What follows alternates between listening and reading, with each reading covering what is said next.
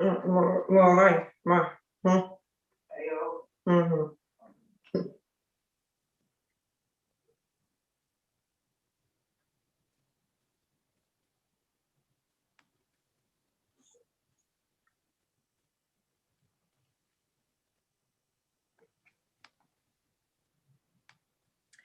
Welcome back to the Young Adults Real Talk Forum, a place where great minds meet to talk about real issues in today's Christian society. We open this show in the name of the Father, the Son, and the Holy Spirit. Amen. Amen. I am super excited for today's show. My name is Patty, one of your hosts, and I'm so glad you are with us today. We have a great show lined up for you today. Isn't that right, Justina? It is. Hi, my name is Justina, and I'm really excited to be here today and also blessed. Today is the last Sunday of February, and if you are here and I'm here, we just want to thank God for that. And today's an exciting show because we have beautiful ladies here that we are going to have a wonderful conversation with. Today's title is Roundtable with Uncommon Ladies. We just want to talk about challenges and issues that females go through, young ladies go through, and how we are able to overcome it. Don't go anywhere, stick with us, and we are going to dive into our today's conversation. Exactly. Today's roundtable, Uncommon Women. And indeed, we have some mighty women in our midst. These women are killing it out there. They are not only just entrepreneurs, they are in school. I mean, they are doing all that you can think of. And on top of that, balancing so much. I am super honored to be introducing our wonderful panelists today with us. We have none other than Sister Efia in the house with us. Let's say welcome. Thank you so much. And we are dragging it all the way back from Texas again. We have our lovely Miss J in the house today, guys. Super excited to be having this round table with the both of you. When I think literally of uncommon women, you both are the ones that come into my mind. So I'm super excited. Before we get started though and jump into today's discussion, we got to get started with our brains moving with our daily icebreaker. So now the icebreaker today, I because it's a ladies talk, I wanted us to just keep it super simple. You know, they have no idea what I'm gonna ask them, so I know you guys look a little nervous, but I promise it's not too crazy. I think it's funny because one of the songs we had youth fellowship night yesterday. Yes. On Saturday night at 6 p.m. It was amazing. Tina, I don't know if you remember, but one of the things that we did was we were watching the little TikTok videos on the youth fellowship night, and they're songs that come into your head. And I don't know why, but like I woke up like this. It's like one of those songs that just pops into my head. So I want to ask you guys real quick. I'll start with you, Jay. You know, you're looking lovely. You guys look beautiful. Tell me, what is the first thing you do when you get up in the morning? The first thing I do is actually, honestly, I do thank God. Just kind of like sit there and meditate and just have a moment with God. After that, I usually go outside to get some fresh air and just mentally prepare myself to actually start my day. That is awesome, because nowhere near did you go, I do my hair, I get my makeup done. So that is yeah, I'm usually off camera for the most of the time, so no one cares about okay. That is awesome. Okay, so Efia, my next question is for you, and Justine, I have a question for you today too. This is a casual round table, right? Okay. Efia, we all know you are like the world's fierce entrepreneur, guys. Oh my goodness. I mean, this woman is on the go, okay?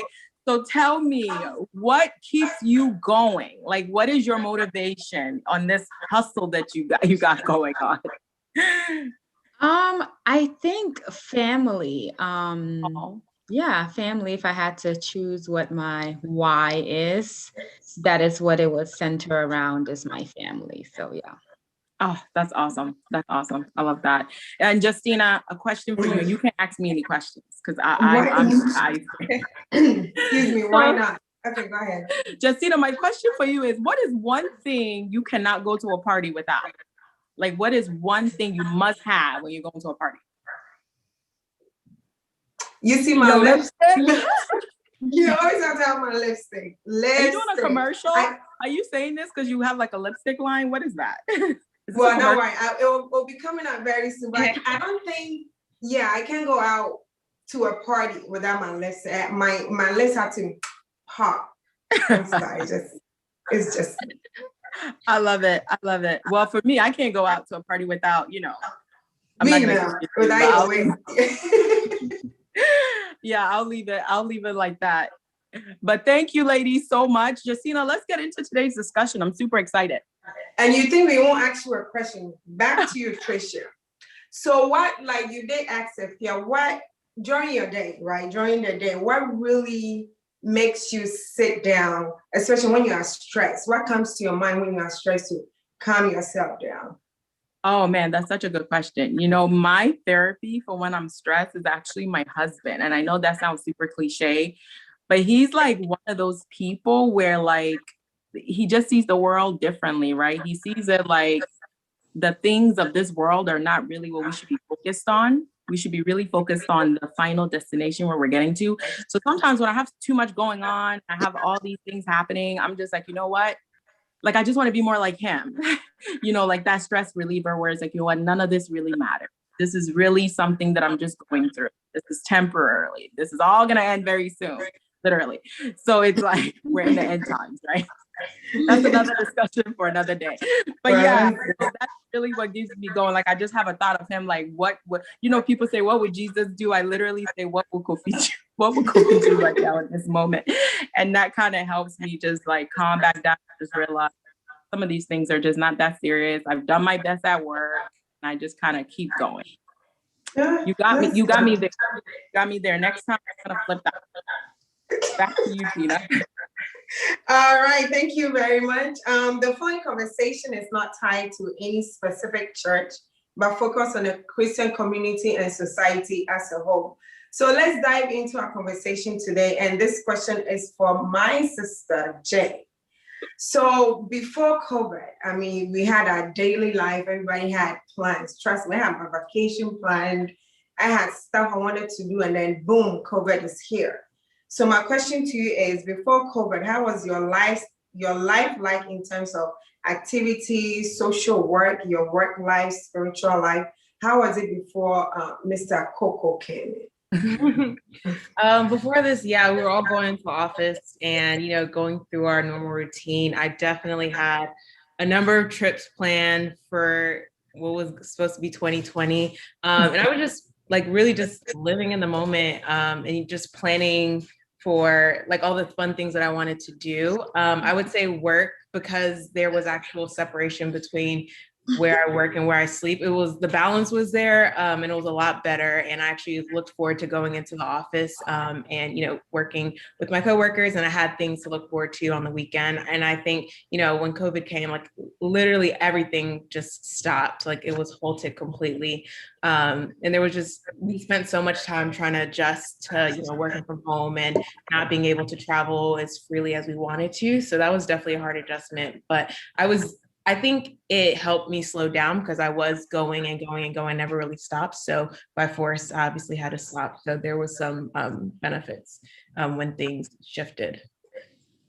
That's good. I think, like I said, Mr. Coco came in and really, literally changed everything. I had plans. I wanted us to go, my family and I wanted to go out like on vacation, and I wanted to go on my anniversary. I wanted to travel, and all these came, and I'm like, but one thing I didn't realize is that we were so busy. I mean, yeah, COVID came in and it took a lot of lives, but then to me, I realized I was too busy. I was doing so many things without really taking time for myself.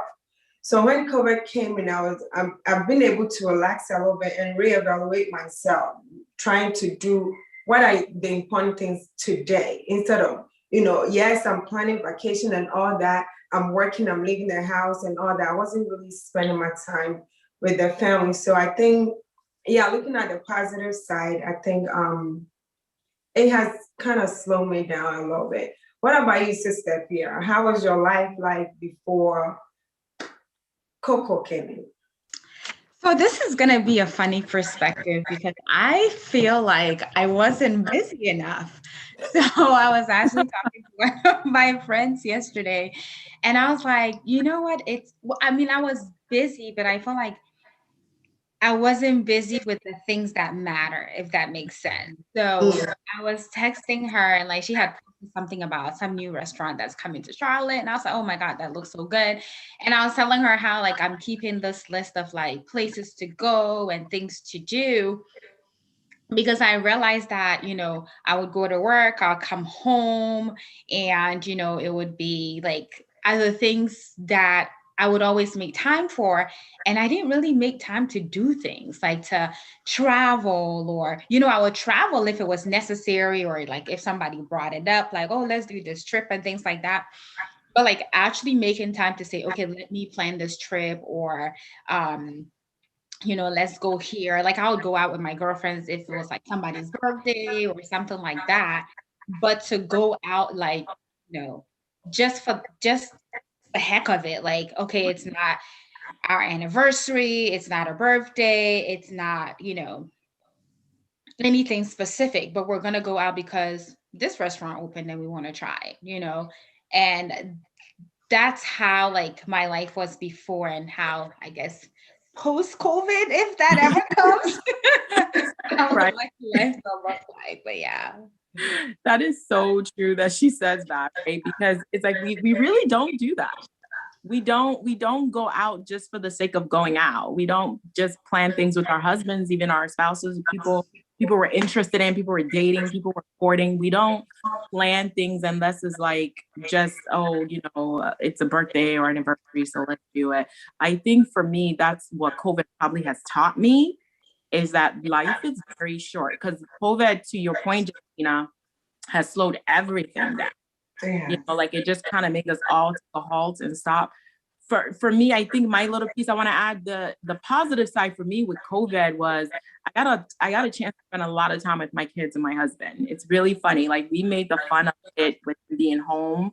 I mean, we had like water slides in my backyard, like just playing every day and playing soccer outside. And to Justina's point, had it not been COVID, and even to your point, Ifya, like just doing stuff together, like those moments wouldn't happen. And I think that's really sad. It's like, why not? Like, why can't we even post-COVID, whatever that means, to kind of, pause and do those things. So I agree. I definitely agree with you guys. Yeah, I mean, when is it even leaving? When is it going? I mean, I'm tired. I'm ready for it to go. But I think, like you said, COVID is very devastating thing that has really come into this world to take loved ones away, friends away. But then looking at the other side as well, being able to spend time with family, husbands. I mean, being able to, thinking outside the box, cooking, cleaning, doing things together. I think that when you look at it, it has really kind of slowed our lives down to really appreciate every moment that we get in this world. So, Mr. Coco. I don't think it's Mr. Coco. It sounds like Mrs. Coco, really, honestly. Really? Yeah. But Tina, while you guys are on this with the whole COVID thing, one thing that I've noticed spiritually, Jemima, like you mentioned in the beginning, you said like now you just take it, the first thing you wake up in the morning is thank God. You know what I mean? Like I kind of want to talk a little bit about that, like how COVID has kind of impacted us spiritually a little bit, because now thanking God, I know for me personally now with a lot of stuff that I've been through, like just past year, like a whole different appreciation when I'm thanking God now from like back in the day. I'm not gonna lie, because back in the day, it's like you're grateful, but now when you say grateful, it's like on a whole nother level of grateful, right? Because so much has happened. I was telling our district Pensa leader Justice the other time, I was like, I feel like our generation spiritually, I feel like we're, how people have that saying, like you're born with a gold spoon in your mouth, like a silver spoon. I feel like before COVID, that was a bit of it. It's like we were born into like the era of salvation, right? We're not Old Testament born, right? We were born given the gift of salvation already. So it's like you never really stop to think about what it means for there not to be that gift of salvation. it's like we were born with that silver spoon in our mouth, so you don't have an appreciation for it. But I feel like for me, COVID spiritually has just taken things to a whole nother level, where it's like now when I say thank you, God, or just spend a second with him with all the stuff that he's taking me out of, all the things that's happened, it's like on a whole nother level of thank you. So like, Jay, can you share a little bit with us? Like, how has COVID impacted you a bit, like spiritual? Yeah, I would say it's forced me to be more accountable.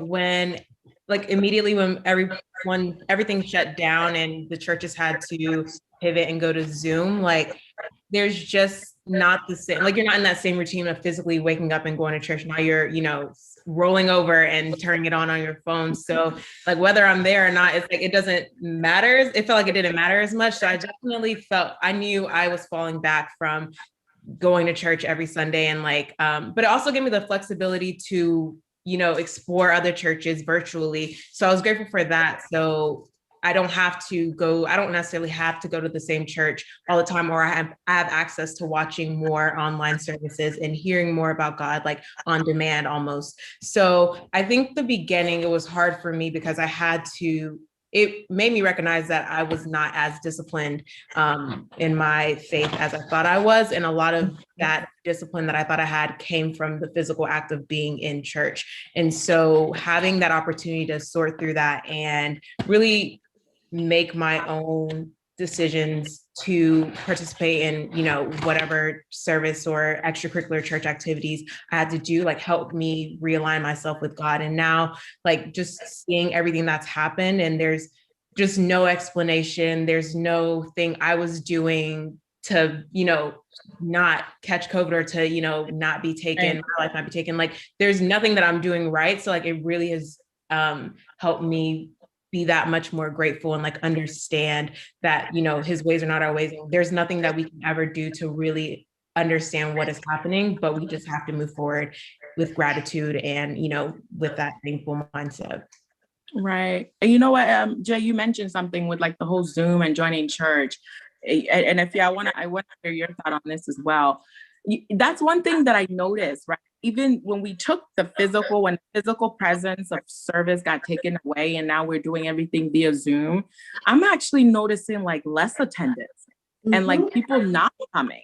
And like, for me, it's strange because the work in me getting up, getting my hair done, putting my makeup on, finding my outfit, getting my kids ready, getting in the car to go to church was like so much more effort than like just getting up and with my pajamas maybe and just sitting down and getting on Zoom. Afia, why are people not joining Zoom? I know you don't know the answer, but why do you think people are not joining Zoom?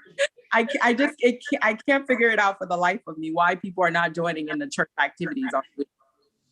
Yeah, I mean, I think that like, Jemima said that I feel like with COVID and a lot of churches or every church being streamed via Zoom or YouTube also gave me the opportunities to explore other, church services. And so I would hope that, when the people that we know that we normally worship with, are also like exploring other options, right? That just because they were not on our church's Zoom doesn't mean that they missed church overall that Sunday or Bible studies that Wednesday.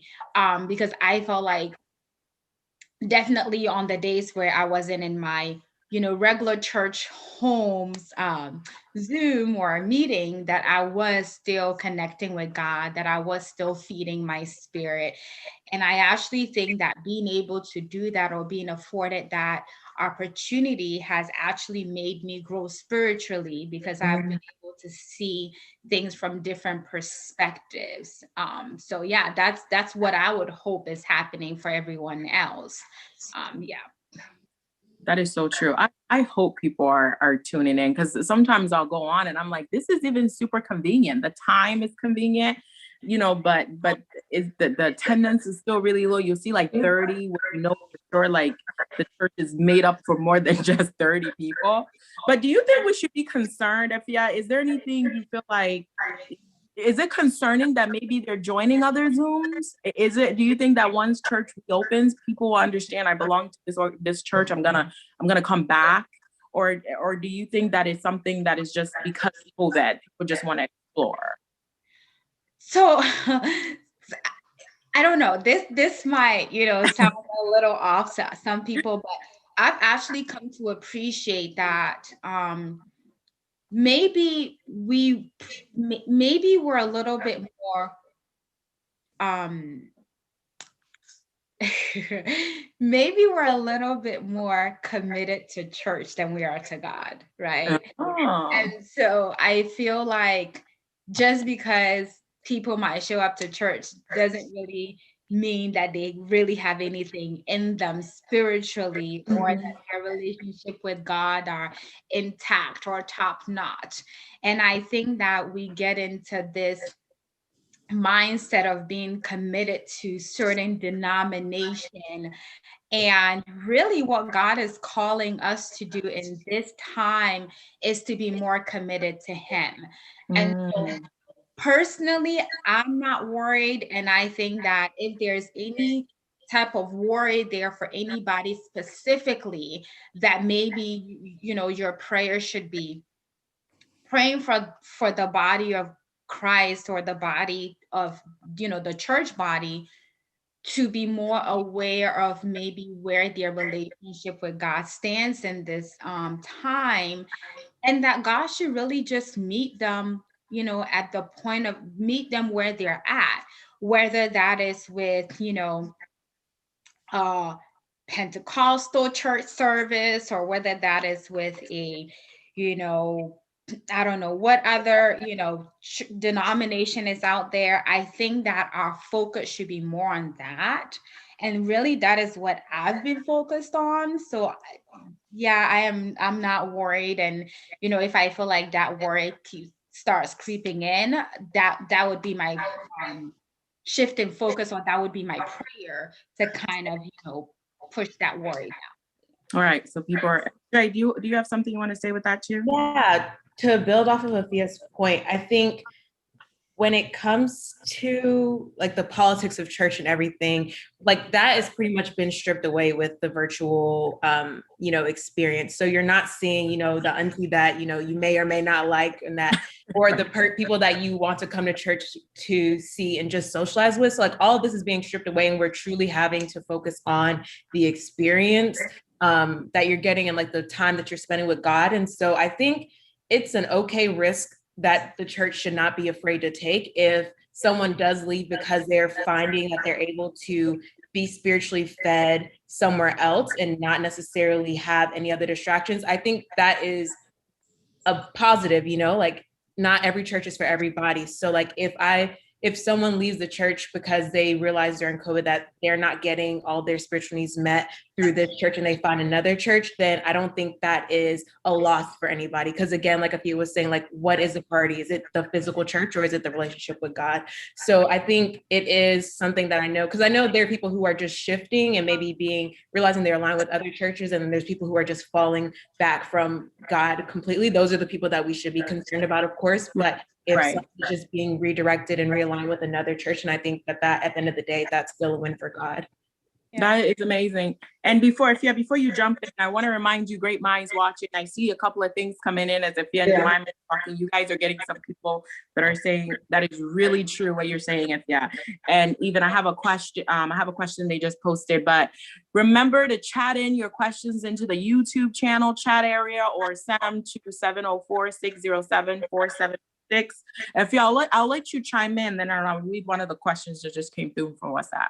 Yeah, I was just going to build off of Jemima's statement that, I think that, talking about worry, I think though that, let's say church opens back up and, 50% of your congregants are gone, or let's say, a huge percentage of people are no longer coming to church, in as much as, you follow up to make sure that, they're still walking with God, and that maybe they found spiritual nourishment somewhere else. that's a win. But I also think that it will be a good time for whatever church it is to really evaluate itself and say, am I in line with what the people need? Or am I in line with, how maybe I am bringing or communicating the gospel across? Because at the end of the day, that's what's important, right? We're not Mhm. The message is not changing. Maybe the church might then need to evaluate itself in terms of, am I communicating effectively what I'm trying to communicate, so that when people come to church, that they feel a part of, the service, that they can relate to the messages that we're bringing, that they can relate to, let's say, the worship time and things like that. So, I think that in as much as this has been a challenging time, I think that there is really a lot of you know room for improvement and for learning and for reinventing ourselves. That is awesome. That's awesomely said. It's a time for us to sit back and say, wherever you're going or wherever they're going, why are they going there? Right? What are they getting from there? Because Jay, you mentioned that, people are listening to different YouTube services online. But, my thought is the same way people are gravitating here, we want you to gravitate this way. So to your point, if you had to get them to gravitate, let's see what they're going, why you're going. What is it about that service, per se, that's pulling you there? Tina, do you have anything you want to add to that? Not really. I just I do agree with Afia. I think that the church need to follow up with their members and also do reevaluate the programs that we are having. Is it very impactful? Are we just having programs for having it sake, or we are having programs that will impact our members spiritually? So I do agree with what Afia just said. Yeah. And you know what, Tina, I want to switch gears for a bit, because I know one of the areas that has had a great impact is our children. Tina, I don't know about you, but how are your kids like coping with being stuck at home and having to do like Zoom, school for everything? Like at this point, my daughter knows more about Zoom than I do. Okay. Like they know how to like figure things out. How are you guys coping? How are you coping with this whole school/mom/wife life? It's hard. I will tell you, it is hard. It's very challenging. Like you are saying, I mean, my oldest one will get up, actually help the younger one log into Zoom whilst I'm working, and it's very challenging. Juggling work at the same. Thank God, I think I do appreciate that, and I thank God that I work from home, so I'm able to be kind of there for them while they're in school. But it's very challenging trying to balance work and also helping them with their school. I mean, what I do most of the time is I email their teachers, just want to find out how they are doing with their schoolwork. Are they improving? It's hard, but it has been just the grace of God that we are able to help the kids. But what I do best, after her class, she closed by 12 o'clock. I try to put her beside me while she's doing her homework, and then I'll be working. So at least I'll see her doing it, encouraging her, and also helping with her schoolwork. It's hard, but we will get through it. Hoping. Okay. And I have two questions, guys, that's coming from YouTube for us real quick. One of them is coming from our brother Edwin in Charlotte. He wants to go back to that church talk, ladies. He wants to hear a little bit more. He says, what are some ways that a person can evaluate a church to see if it fits them or not? That's interesting. Evaluate a church. I wonder I don't know. I've never evaluated a church.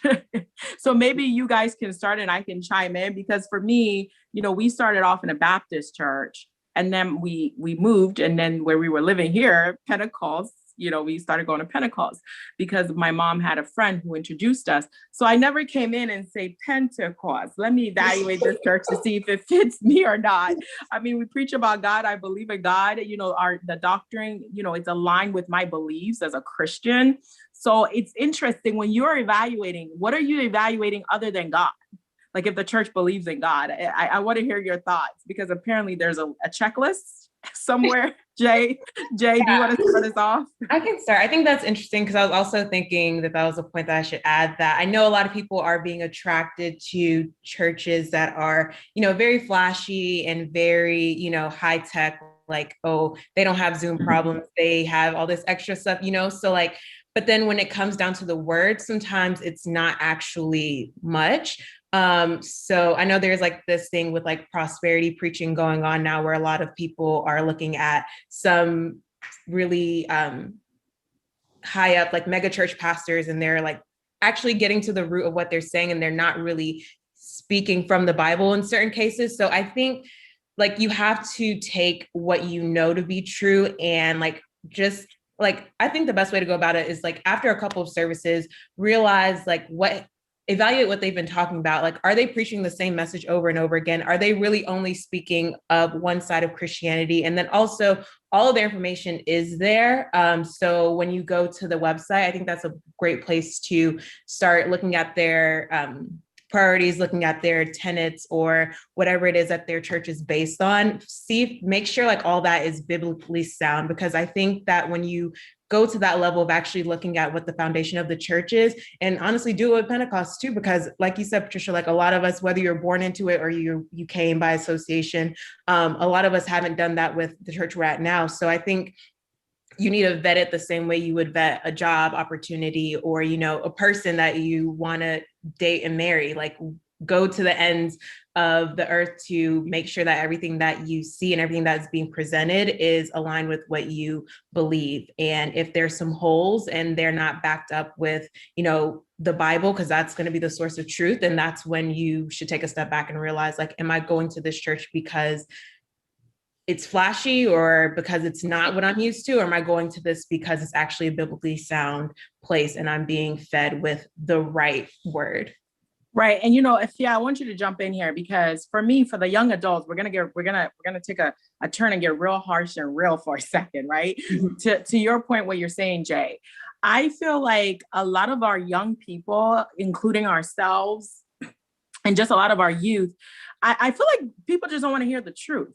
So for me, it's hard for me to understand when people say, yeah, I'm going to this church because their preachings and things are aligned with me. It's more relatable, but I'm not coming to this church because it's not. But then honestly, guys, when you take both preachings and put it side by side, we're talking the same thing. But is it that because one is more speaking the truth more harshly? Like, look, if you don't stop this fornication, this is what's going to happen. And then the other is kind of fluffing it up. We know you keep falling into a life of fornication, but let's get up and keep trying. No, the truth is you must stop.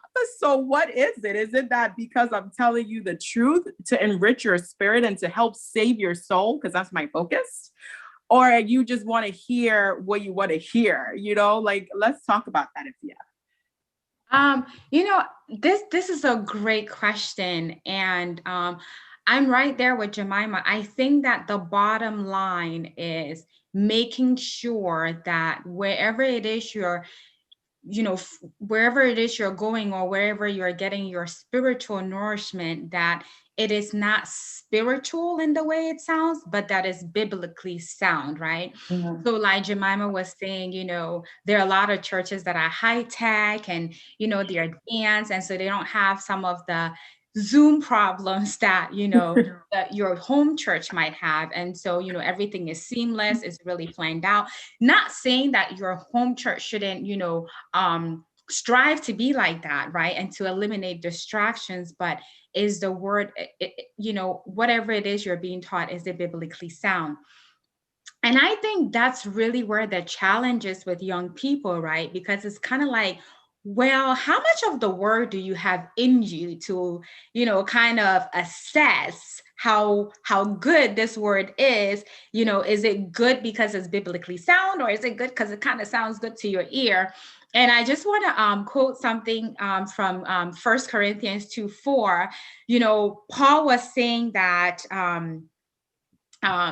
he was telling the church in Corinth, I think, if he wasn't talking to the church in Corinth, I'm sure my husband will correct me after this. But anyway, so he was talking about how, like, telling them that when he came to them, his preaching was not with like persuasive words or words that were like wise in the ears of men, but he demonstrated, the power and the Spirit of God. And I think that we young people tend to be, there are a lot of distractions in our days. And so we tend to be lazy in terms of, reading the word for ourselves and really, meditating and really getting deep into what is God saying when he says this. And so whenever we hear someone that can, relate or communicate effectively or communicate persuasively, we tend to think, oh, that word is good. But is it good to our ear or is it good to our spirit? Because it's really based on, what the Bible says. So I think the number one thing to look out for when you are evaluating a church is to make sure that whatever they're teaching is biblically sound. And I will pivot and say, if you are someone that may not have been the one to go back and read the verses that were shared or things like that, this is the time to do it, right? You can't just evaluate something based on how it sounds to you. If you're really evaluating based off of the Bible, then you should put it side to side and see if it lines up with the Word of God. And so making sure that you're going back and checking, like fact checking, making sure that, does the Bible even say what they said it said? And, when I pray about it, what is the Holy Spirit telling me? And that's where we should, as any Christian or any believer should aspire to get to, in terms of, I don't care how long I've been following this preacher, or I don't care how many followers they have on Instagram, does whatever they say, what they're teaching, does it line up with the Word of God? Exactly. That's really true. And I like what Afia said. What word is in you? Do you have any word in you for you even to compare the church that you want to go or evaluate the church that you want to go? I think that, like we were saying, most of the young ones, I don't think it's even only young ones. I think people in general, we want to hear good things in our ears instead of the truth. We don't want the truth. We don't want to hear the truth. But the truth is the truth. The truth shall set you free. Thank you. Is the word that you are hearing, is it on the basis of God? Is it shining light on God? Or is it just, we are not saying prosperity preaching is not good, but is it all that you want to hear all the time? Right. Are we running away from,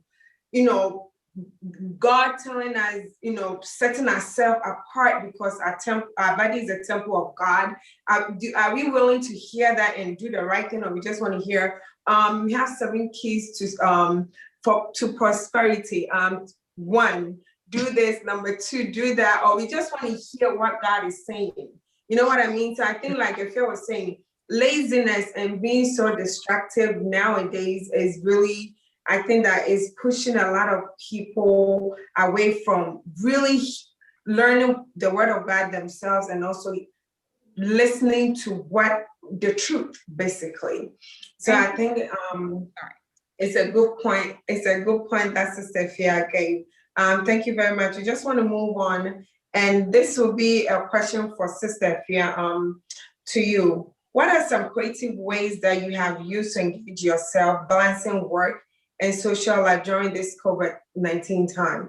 What are some ways? I know most of us are stuck home. A lot of people that work from home are stuck home, and some people go to work, but you leave your house and go to work. How have you been able to balance your work with your social life and work, creative ways? Considering that I didn't have much of a social life before,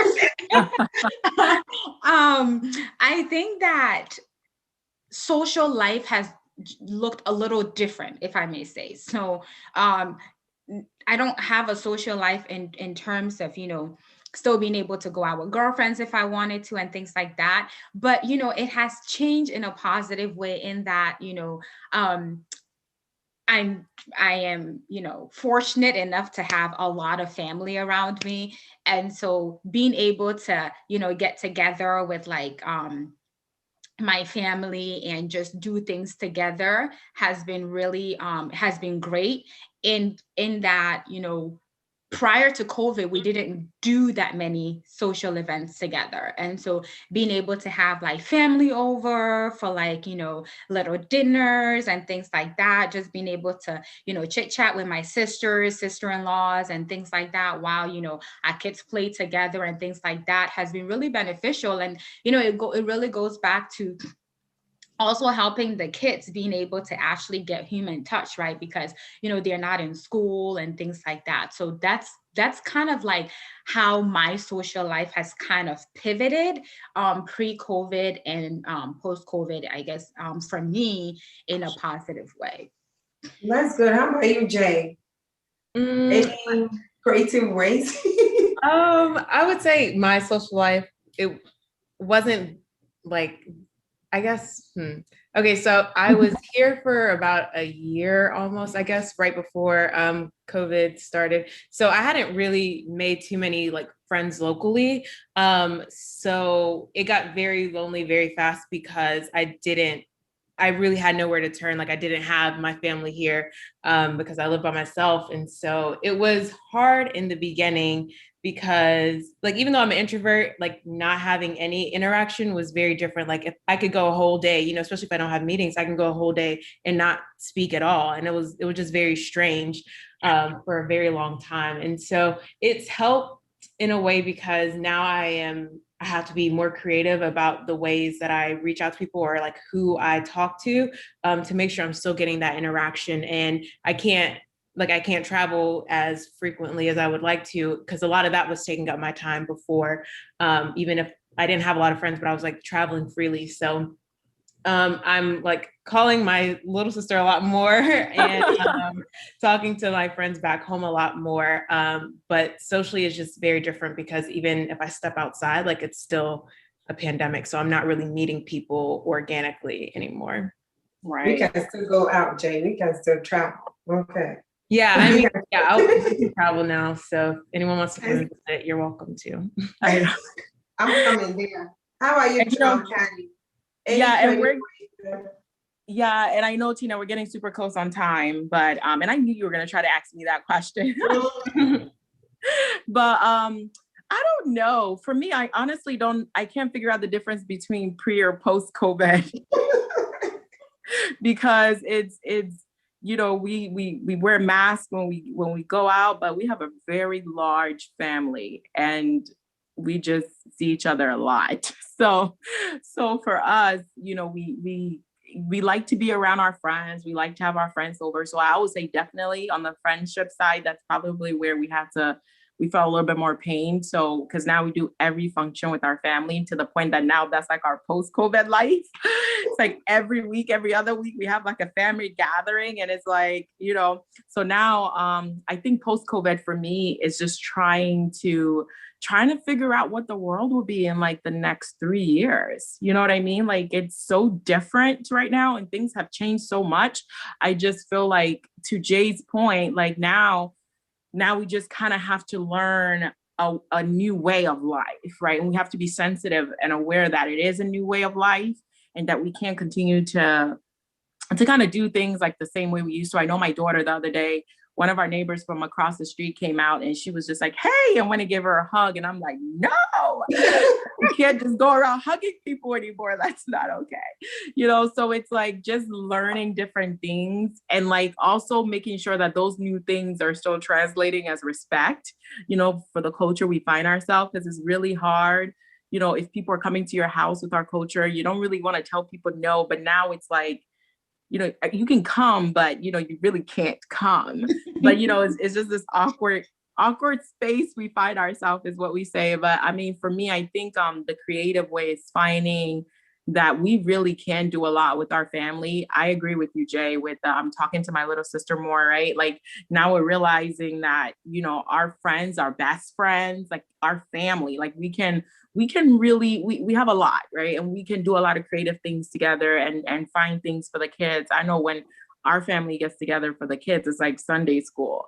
So it's like, you know, just finding creative ways to say, okay, if it's Sunday school, let's take out the Bible, let's do a little lesson. And, you know, just getting them all together and doing those things. So that's how I've seen things so far. That's good. Mine will be spending more time, I think, and also like on Sundays, what I normally do with my kids is I allow them to wear their heels like Sunday. I'll let them wear their shoes and then kind of do their hair or whatever, so they'll feel like I'm going to church. Spending more time with family and loved ones. I actually found out that I'm not kind of an outing person. I'm more like, let's stay home, let's have fun with the family. I think that's one thing I found out about myself. Before I thought I was outing, but then it was more work. So right. Yeah, it was more work instead of like, let's go out, eat. Once in a while you do that, but so right. COVID, please. Yeah. I do want to end with this last question. And Jemima, this question is not just for you. We're going to have to chime in. We're going to have to find a creative way. But one of our former panelists, shout out to Mr. Sucky for sending us this question. We have to bring it back to the show. Mr. Sucky wants to know, his question is, how has the pandemic affected your dating and single life? Then, how are you finding Mr. Right in this pandemic? Are you like leaving a note at your door and say, Mr. Right, just slip your number under here? Like, how do you get to people when you can't even date? Like, what is it, online dating now? Like, is it like a Zoom date like this? Yeah. Like how are you doing it? At this point, it's truly in God's hands. That's all I have. It's really hard because everyone is taking the pandemic, like approaching life differently. Like people are very much acting like nothing's going on. So people are locked down. So, and there's just a whole spectrum. So you just never know. And the safest thing is for me to just trust no one, because I don't lose much by that. I do feel like that part of my life is completely halted. So that's unfortunate. And that's like, now is the time that I would want to focus on it. So it's been pretty disappointing, but it'll work out. Jay, the guys watching, you guys watching the show? We'll keep it now. If anyone is looking. No, yeah, open for Zoom dates. So yeah, you know, one of the young ladies also in our district just shut it out. It sucks. She said it's absolutely terrible. I mean, I feel for you guys because, you know, getting to courting somebody, just getting to know the person. Afia, what do you think? I know if I was single in this era, it probably wouldn't even work out. Like, there is no way. It's like how I'm somebody that I like to get to know you. I like to talk. I want to see what's in your head.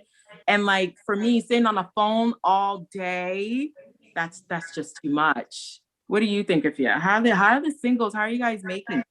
Well, she's not single. I can speak to singles, but I think though that, you know, it could, I guess it would depend, right? I think that in a way, how it can be beneficial, you know, to date or how dating in this era can be beneficial would be, you know, you actually get to know someone without all the fluff, right? Because they can't really type of sweep you off your feet and get you feeling all good because they're taking you out, you're doing this and you're doing that.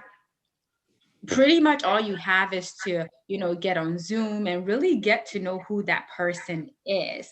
And so it might be good in the sense that it forces you to actually build a friendship, right? Without all the, oh my God, he or she does this and we went here and there, right?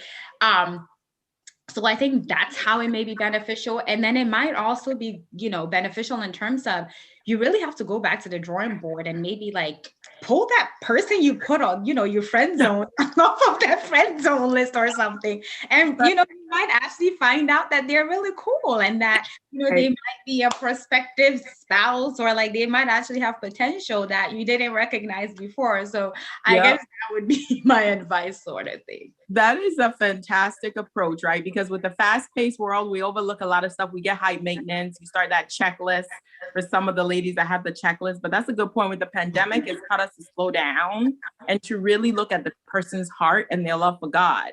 So Jay, girl, I'm joining you in that prayer. God is going to intervene. He's going to make a way possible for us. to make sure Mr. Right comes. But for those who have found Mr. Right, this is the best time to have a COVID wedding. You can have a party of 5 and you don't have to worry about the expense. So thank you so much, panelists, for hanging out with us today. I'm so glad we were able to have this awesome girls talk and this girls time. Back to you, Tina. It sounded like Patty will have like a commercial for the single ones and those who are about to get married. COVID time, 5 people, really? Yeah. Thank you, panelists. It was very fun. Yeah, ladies talk. We need to do this more often. And thank you all our great minds at home for chiming in and testing in your questions. Like always, we can leave without having a nugget and our challenge for you next week. Our challenge for you this week is, as we were talking about, a question came in about evaluating a church. This week's challenge for you is evaluate yourself. What is your stand with God like? Is it because COVID is here now you've relaxed? Are you getting close to God? So this week, let's find time to evaluate ourselves. Let's find time to spend time with God as a one-on-one, having a relationship with God, not just because of church activities, but you and God, you and your God, one-on-one. Let's find time and seek the face of God, what he wants us to do and all that. And like Sister J, we are praying for all our single ones and our parents, mothers. It's a lot of, it is challenging for mothers, for fathers, for everybody now, whether you're single, you're a mother, you're not a mother, a working mother, frontliners. We are praying that God will give us the strength to go through this pandemic. And I can't wait for Mr. Coco to go. I can't wait. So thank you. And you know what, everybody. Tina, before you leave, Brother Samuel up here just sending a shout out to his wife to say thank you for, even though we don't have anywhere to go, he said on Sundays, she still dresses up every Sunday and she also makes some new dishes. So he's grateful to be home with her. Thank you, Sister Mavis, for doing that. And thank you, Great Minds, for watching us today. Join us next 2 weeks for another great show. Come, let's reason together. Thank you, everybody, and have a good Bye. one. Bye-bye. Hi, I'm Patty, one of your hosts from Great Minds. And I'm Justice, your other host. We're here to remind you to tune in to Great Minds on Sunday at 1:30 p.m. Eastern Time. Come, let's reason together.